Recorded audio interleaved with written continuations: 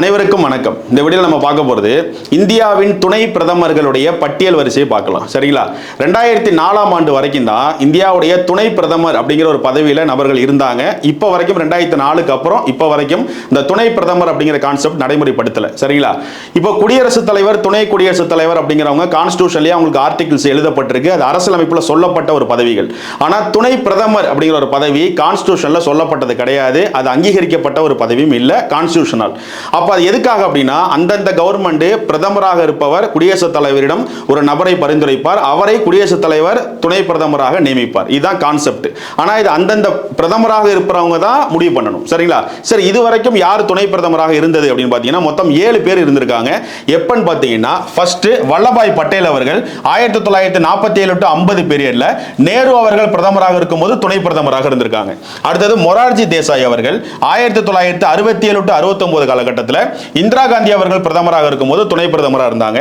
அதே மாதிரி சரண் சிங் அவர்கள் 1977 to 78 மொரார்ஜி தேசாய் அவர்கள் பிரதமராக இருக்கும்போது துணை பிரதமராக இருந்தாங்க.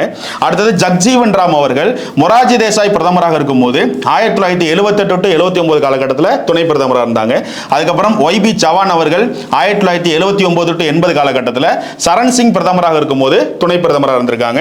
அதுக்கப்புறம் தேவிலால் அவர்கள் 2 பிரதமர்கள் இருக்கும்போது 2 பிரதமர் கிட்ட துணை பிரதமராக இருந்தாங்க. யார் யாருன்னா 1989 to 90 விபி சிங் அவர்கள் பிரதமராக இருக்கும்போதும் இவங்க தான் துணை பிரதமர். அதே மாதிரி 1990 to 91 சந்திரசேகர் அவர்கள் பிரதமராக இருக்கும்போதும் இவங்க தான் துணை பிரதமராக இருந்தாங்க.